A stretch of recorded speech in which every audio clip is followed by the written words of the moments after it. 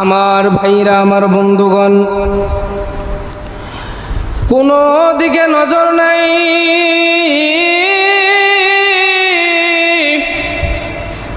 একমাত্র দিলটাকে নরম করে দিবেন, হেদায়েতের নিয়তে আলোচনা শুনবেন। ওই মসজিদের ইমাম সাহেব যুবকটাকে ডাক দিয়া বললেন, এ যুবক, তোমার এই হাতের ভিতর এইভাবে পট্টি লাগাইয়া রাখছো কেন? তোমার এই হাতের ভিতর ব্যান্ডেজ লাগাইয়া রাখছো কেন? যুবকটা ডাক দিয়া বললেন, হুজুর, আমার এই হাতের ভিতর ব্যান্ডেজ লাগানোর কারণ আমার এই হাতের ভিতর একটা এমন অসুস্থ হইয়া গেছে, যেই অসুস্থর কারণে আমার হাতটা পছন্দই গেছে, আমার হাত থেকে দুর্গন্ধ বাহির হয়। এ বন্ধু, এই কথা বলার পর ইমাম সাহেব হুজুর ডাক দিয়া বললেন, যুবক, তোমার হাতটা কেন তাহলে ডাক্তার দেখাও না? যুবকটা ডাক দিয়া বললেন, হুজুর, আমার এই হাতের এমন কোনো ডাক্তার বাকি নাই আমি যে দেখাই নাই, তবে প্রত্যেকটা ডাক্তার বলেছে আপনার হাত আমরা ভালো করতে পারবো না, আমরা চিকিৎসা করতে পারবো না, এই রোগের চিকিৎসা আমাদের কাছে নাই। আরে বাবাজি,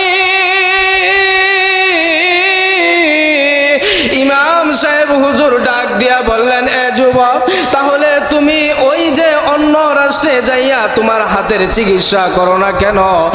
ওই যুবকটা ডাক দিয়া বললেন, অন্য রাষ্ট্র নয়, গোটা পৃথিবীর সকল ডাক্তার দিয়াও আমার হাত যদি চিকিৎসা করি তারপরেও আমার হাত ভালো হইবে না। হুজুর আশ্চর্য হইয়া ডাক দিয়া বললেন, এ যুবক, কেন কেন কেন তোমার হাত ভালো হইবে না?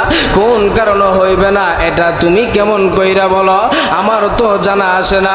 যুবকটা ডাক দিয়া বললেন, হুজুর, আমার এই হাতের ভিতর এই সমস্যা হওয়ার একটা কারণ আছে, একটা ঘটনা আছে। হুজুর, আমার পিতা নাই, আমি হইলাম একেবারে। এ বন্ধু, যুবকটা ডাক দিয়া বললেন, হুজুর, আমি এতিম, আমাকে ছোট রাইকা আমার পিতা দুনিয়ার জমিন তাইকা বিদায় হইয়া গেছে, আমার মা আর আমি দুইজন একেবারে চলতেছি। এ বন্ধু, হুজুরকে ডাক দিয়া বললেন, হুজুর, আমাকে আমার মা মানুষের দাঁড়ে দাঁড়ে ভিক্ষা করে করে আমার খাবার জোগাইছে। এ বন্ধু, দিলের কান লাগাইয়া কথা বলে শুনবেন, কোনো দিকে নজর দিবেন না। এক পর্যায়ে হুজুরকে ডাক দিয়া বললেন, হুজুর, আমার মাকে আমার মামার বাড়ির লোকেরা বলছে, আমার মাকে মামার বাড়ির লোকেরা বলছে, ওগো আমার বোন, চল চল চল, তোর স্বামী মারা গেছে, তবে তোকে অন্য জায়গায় বিয়া দিব। কিন্তু আমার মা বলেছে, না না না, আমার একটা সন্তান আছে, বাকি জিন্দগিটা আমার এই সন্তানকে লইয়া আমি কাটাইয়া দিব। মুসলমান ভাইরা রে আমার, এমন সময় যুবকটা ডাক দিয়া বললেন, হুজুর, আমাকে মা মানুষের ধারে ধারে ভিক্ষা করে করে আমার খাবার জোগাইছে, আমার জন্য পোশাক কিনেছে, এইভাবে হুজুরের কাছে বললেন। এক পর্যায়ে আস্তে আস্তে আমি যখন বড় হইতে লাগলাম, আমাকে আমার মা স্কুলে দিয়া দিছে, স্কুলে লেখাপড়া করি, আর ওই স্কুলের যত খরচ, লেখাপড়ার যত টাকা পয়সা লাগে, ওই টাকা পয়সা আমার মা মানুষের দ্বারে দ্বারে ভিক্ষা কইরা কইরা ওই টাকা পয়সা দেয়। এ বন্ধু, দিলের কান লাগাইয়া কথা বলে শুনবেন, কোন কারণে তাকে আজকে এই হাতের এমন একটা রোগ আল্লাহ তাআলা দিয়া দিছে। তারপরে যুবকটা হুজুরকে ডাক দিয়া বললেন, হুজুর, এক পর্যায়ে আমি স্কুলের লেখাপড়া শেষ কইরা ওই যে কলেজের ভিতর যখন চইলা গেলাম, ওই কলেজের ভিতর একটা সুন্দরী মেয়েকে আমার পছন্দ হয়েছে। কাকে পছন্দ হয়েছে? সুন্দরী মেয়েকে পছন্দ হয়েছে। হুজুরকে ডাক দিয়ে বললেন, হুজুর আমার একটা সুন্দরী মেয়ে পছন্দ হয়েছে, যার সাথে একটু একটু করে আমার সম্পর্ক হইয়া গেছে, আমার অবৈধ সম্পর্ক হইয়া গেছে। আমাদের সমাজেও দেখবেন অধিকাংশ যুবক আছে যারা চলতেছে কিন্তু নারীদের পিছনে অবৈধ সম্পর্ক হয়ে যায়। কথা কোন ঠিক কিনা? হয় কিনা? অবৈধ সম্পর্ক করা জায়েজ আছে? আল্লাহ তাআলা কি সুন্দর সম্পর্ক দিয়েছেন, বৈধ সম্পর্ক, বিবাহ। তোমার যদি প্রাপ্ত বয়স হয়ে যায় তাহলে তুমি বিয়ে করে নাও। অবৈধ সম্পর্ক করে পার্কে যায়, তারপরে রাস্তাঘাটে বেহায়াপনা, আরো কত কিছু হয়। কথা কোন ঠিক কিনা? এজন্য প্রত্যেকটা পিতা মাতার উচিত হলো সন্তান যখন প্রাপ্ত বয়স্ক হয় তখন তাকে বিবাহ দেওয়া।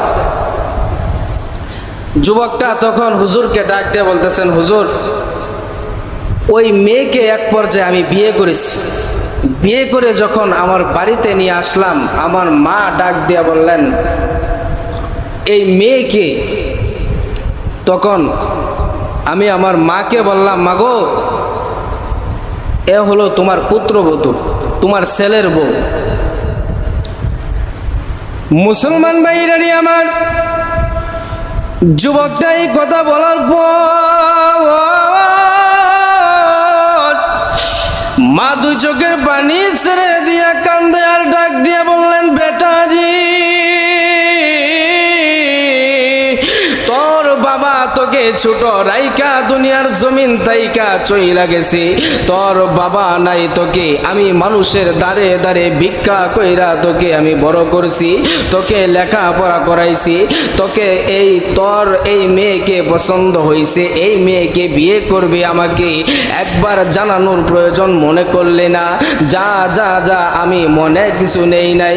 মা সরল মনে তার পুত্রবধূকে লইয়া ঘরের ভিতর প্রবেশ করলেন। বন্ধু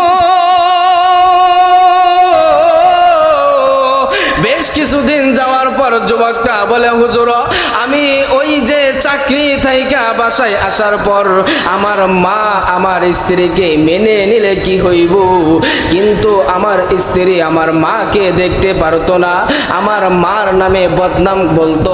প্রত্যেক দিন আমি যখন ওই যে চাকরি থাইকা বাসায় আসি তখন আমার মায়ের নামে আমার কাছে বদনাম বলে। বন্ধু দেখবেন আমাদের সমাজেও এমন মানুষ আছে, বিয়ার আগে সন্তানের কাছে বাবা মা একেবারে অনেক ভালো, কিন্তু বিয়ের পরে দেখবেন বাবা মা তিক্ত হইয়া যায়, বাবা আমার মতো খারাপ আর কেউ না। এমন আছে না নাই? তার একটা কারণ, বউয়ে বাপ মার নামে ওই যে খারাপ নালিশ করেছে আর শাশুড়ি তাকে মুরগির রান খাওয়াইছে। কথা কোন ঠিক কিনা? একমাত্র কারণ। আমাদের প্রত্যেকটা যুবকের উচিত হলো বাপ মা আগে, তারপরে বউ। কথা কোন ঠিক কিনা? এই কথা বলার দরকার যে বউ হারাইলে বউ পাওয়া যাবে, কিন্তু বাপ মা হারালে বাবা মা পাওয়া যাবে না। কথা কোন ঠিক কিনা? কিন্তু আমাদের সমাজে অহরহ করতেছে পিতা মাতাকে দূরে সরাইয়া দেয়। কথা কোন ঠিক কিনা?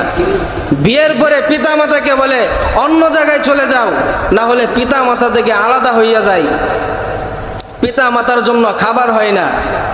এ যুবক, একবার চিন্তা করে দেখো তুমি আজকে কোন পিতা মাতার জন্য তোমার এই যে জায়গা হয় না ঘরে?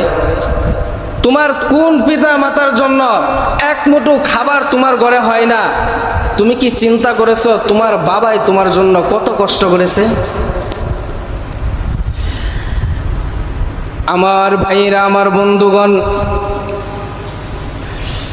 এ বন্ধু যুবকটা ডাক দিয়া বললেন, হুজুর এক পর্যায়ে আমি যখন ওই যে আমার স্ত্রী আমাকে মায়ের নামে বদনাম বলতো, আস্তে আস্তে মাকে আমিও বকাঝকা করতাম। বন্ধু, একদিন আমি বাসায় আসার পর আমার স্ত্রী এমন ভাবে আমার মায়ের নামে বদনাম বলেছে, আমার মায়ের নামে নালিশ করেছে, আমি আর সহ্য করতে পারি নাই। হুজুর এক পর্যায়ে আমি আমার মায়ের গালের ভিতর থাপ্পড় লাগাইয়া দিছি। বন্ধু, আমি যখন থাপ্পড় লাগাইয়া দিলাম, থাপ্পড় লাগানোর পর আমার মা হুচুট খাইয়া মাটিতে পইরা গেছে। মাটিতে পইরা ডেকে ডেকে ডাক দিয়ে বললেন, ওগো আল্লাহ, আমার সন্তান আমাকে থাপ্পড় লাগাইয়া দিছে, এর বিচার তুমি কইরো। ওগো আল্লাহ, যেই সন্তানকে এত কষ্ট করে আমি লালন পালন করলাম, এই যেই সন্তানের জন্য মানুষের দ্বারে দ্বারে লাঞ্ছিত অপমানিত আগে দুনিয়ার জমিনে আসছে, কোন মাকে আপনি কষ্ট দেন? বন্ধু, একটা চিন্তা করে দেখেন, দুনিয়ার জমিনে একটা সন্তান যদি বিদেশে থাকে, মা কিন্তু ভালো খাবারটা খায় না, কথা কোন ঠিক কিনা? ভালো খাবারটা মায় খায় না, না, কারণ আমার সন্তান বাহিরে, আমার সন্তান কি খাইছে, খাইলো কি খাইলো না, তখন এটা আমার জানা নাই, কথা কোন ঠিক কিনা? বাড়িতে দেখবেন আত্মীয় স্বজন আসছে, গোস্ত পোলাও খুরমা অনেক কিছু রান্না হয়েছে, মাকে জিজ্ঞাসা করবেন, অধিকাংশ মাকে জিজ্ঞাসা করবেন, হে আব্দুল্লাহর মা, তুমি খাইলা না? তখন মা দেখবেন ডাক দিয়ে বলবে, না, আমার সন্তান বাহিরে, আমার সন্তান কি খাইলো না খাইলো জানা নাই, কথা কোন ঠিক কিনা?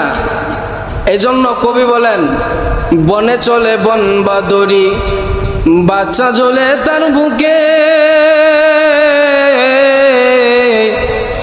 তবুও মাই বাচ্চা বলে না, পড়লেও হাজার দুঃখে।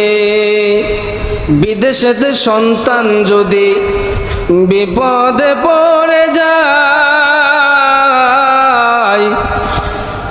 সবার আগে জানতে পারে, সবার আগে আঘাত লাগে মায়েরই কলিজায়। সন্তান যত বড় বিপদে পড়ুক না কেন, ওই সন্তান দেখবেন মায়ের মনের ভিতর একটা কুচিন্তা চলে আসে, কথা কোন ঠিক কিনা? যতই দূরে থাক, এটা আমার কথা নয়, আল্লাহর পয়গম্বর বলেন, মা এবং সন্তানের ভিতর এমন একটা কালেকশন দিয়ে দিছে, যেই কালেকশনের কারণে অনেক দূর থেকেও সন্তান কি অবস্থায় আছে না আছে এটা মা বুঝতে পারে। দেখবেন দুনিয়ার জমিনে বাচ্চা যখন কান্না করে, তখন বাবাই বলতে পারবে না কেন কান্না করে, বাবাই বলবে দেখো কেন কান্না করে, তখন মা বুঝতে পারে এখন তার দুধের প্রয়োজন, কথা কোন ঠিক কিনা? আজ পর্যন্ত কোনো বাবাই বুঝতে পারছেন সন্তান কেন কান্না করে? কিন্তু মা ঠিকই বুঝেছে, মা বুঝতে পারছে যে এখন তার খাবারের প্রয়োজন, যখন তার বাতাসের প্রয়োজন, গরম লাগছে কান্না করেছে, তখন মা বুঝতে পারে যে তার বাতাসের প্রয়োজন, তার এটার প্রয়োজন ওটার প্রয়োজন, কিন্তু বাবাই বুঝে না। ওই মাকে আজকে অনেকে বৃদ্ধাশ্রমে রেখে আসে। আহারে যুবক, চিন্তা করে দেখো, কোন মাকে তুমি, যেই মা তোমার জন্য সারাটা জীবন কষ্ট করলো, কথা কোন ঠিক কিনা? মায় কষ্ট করেছে কিনা? শুধু পেটে নিয়ে 10 মাস 10 দিন কষ্ট করে নাই, ওই যে দুনিয়ার জমিনে আপনি আসার পর তখন রাত্রে সবাই দেখবেন ঘুমাইয়া গেছে, বাবাই ঘুমায়, বাবাই ঘুমায়, শ্বশুর শাশুড়ি আত্মীয় স্বজন পাখি পশু সব ঘুমায়, তবে আপনার মা সজাগ। কেন জানেন? আপনাকে ডাইন কাতে শোয়াইছে, আপনি এই ডাইন কাত নষ্ট করে ফেলেছেন, তখন আপনাকে কান্না শুরু করেছেন, মা বাম সাইডে নিয়ে আসছি, বাম সাইডে আবার নষ্ট করেছেন, তখন মা ওই কনকনে শীতের ভিতর একেবারে ওই ঠান্ডা জায়গার ভিতর নষ্ট জায়গায় শুয়ে গেছে, আর মা যেই জায়গায় শুয়েছিল ওই জায়গায় আপনাকে শোয়াইছে, আপনি আমাকে, তবে মা আপনাকে এক চুল পরিমাণ কষ্ট হয় নাই, তবে আপনি আমার কেন কষ্ট হয় মা বাবাকে?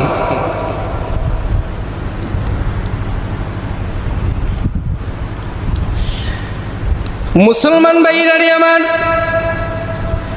আজকে কোন মা বাবাকে তুমি কষ্ট দাও? আহারে একবার চিন্তা করে দেখো, ওই যে তোমার আমার মা তোমার জন্য কতই না কষ্ট করলো। সন্তান দুনিয়ার একেবারে এক দেশ থেকে অপর দেশে চইলা গেলেও ওই সন্তানের জন্য মা কত কষ্ট করে। এ বন্ধু, মা যেমন আপন বাবাও তেমন আপন, কথা কোন ঠিক কিনা? বাবা নামক বটগাছটা যদি হারাইয়া ফেলা,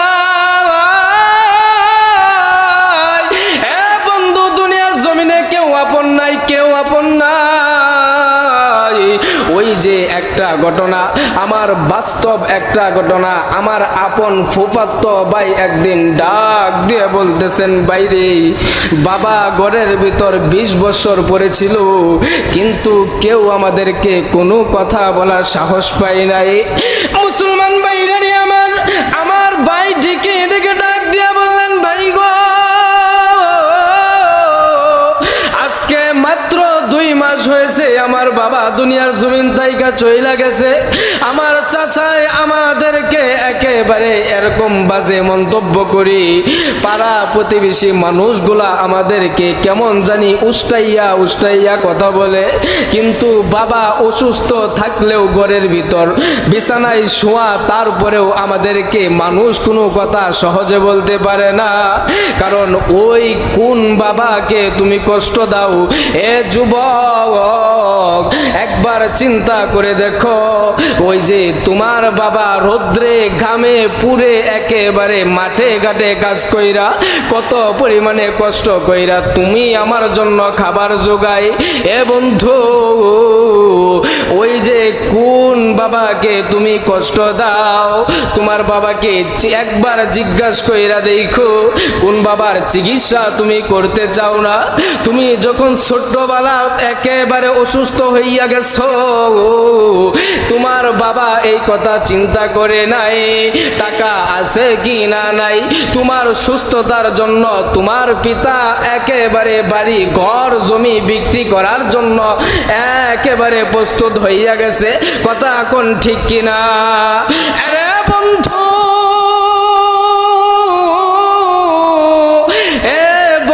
দিলের কান লাগাইয়া কথাগুলি শুনেন। আপনাকে আপনার বাবা দেখবেন ঈদের সময় নতুন নতুন কাপড় গোলা দিয়া দিছে, আপনার মাথায় নতুন টুপি, আপনার শরীরে নতুন জামা। তাকাইয়া দেখবেন ওই যে ঈদগাহের ময়দানে আপনার পিতা আপনাকে লইয়া যায়, তবে একবার তাকাইয়া কি দেখছেন? এ বন্ধু, আপনার বাবার পায়ের ভিতর ওই যে ছিঁড়া জুতা, আপনার বাবার গায়ে ওই যে পুরাতন জামাটা লাগান, কিন্তু আপনার শরীরে নতুন নতুন কাপড় দিয়েছে। কিন্তু আপনার বাবা ইচ্ছা করলে তো নতুন কাপড় কিনতে পারতো, কিন্তু বাবাই কিনে নাই, সন্তানকে কিনে দিয়েছেন, কথা এখন ঠিক কিনা? আজকে কোন বাবাকে কষ্ট দাও? ওই বাবাকে যারা আমরা কষ্ট দিছি, যার বাবা নাই, যার বাবা দুনিয়া জমিন তাইকা চইলা গেছে, যার মা চলে গেছে, সে বুঝে বাবা কিরকম, বাবা কি আপন জিনিস, মা কি আপন জিনিস। দুনিয়া গুইরা গুইরা পৃথিবী ঘুরবা, কিন্তু মায়ের মতো মা পাইবা না, কথা কোন ঠিক কিনা? আমাদের পিতা মাতার খেজমত করব তো ইনশাআল্লাহ, সবাই করব ইনশাআল্লাহ, সবাই করব তো। কিন্তু আমার তো আপনার জানা নাই পিতা মাতার সাথে কখন কোথায় বেয়াদবি করেছি। আমরা কি বুকের ভিতর হাত